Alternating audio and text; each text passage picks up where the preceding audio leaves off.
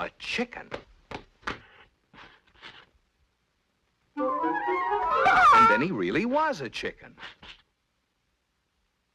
Be reasonable, Christopher. No other kid in the block has one.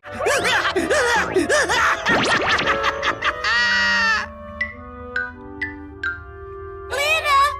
Ben! Sid! Avô? Brooks, not Mark Twain! Oh, you'll pay for this!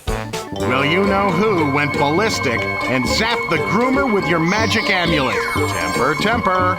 She turned the whole staff into the most motley crew of mutts imaginable. Stay here, Ruby, and keep an eye on things.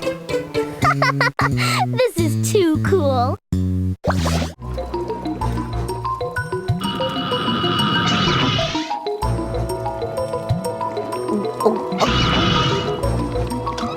Popped up to remind him that all this bad behavior was going to lead nowhere.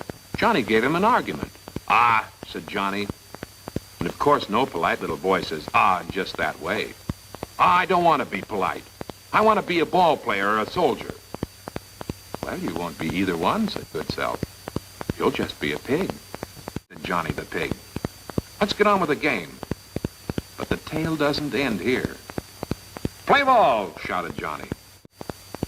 Naturally, they wouldn't have anything more to do with him. Would you? Said Johnny. They all say I'm a pig. They're crazy. That's what Johnny said. But do you think they were crazy? On the way through the hall, Johnny passed the mirror. Huh? Who was that? Who was that funny-looking creature? He looked at it this way. He looked at it that way. And he looked at it the other way. It's me, Stubborn Catfish. Ma, he yelled. Now he really had to find his mother quickly. Oh, Mother, he said, I've turned into a pig. No one will have anything to do with me, not even Rover. Oh, Mother, I've turned into a pig. So pretty. And furry. Hey, that ring turned you into a dog. Huh? Pablo, get it off my finger! Now! Pull harder!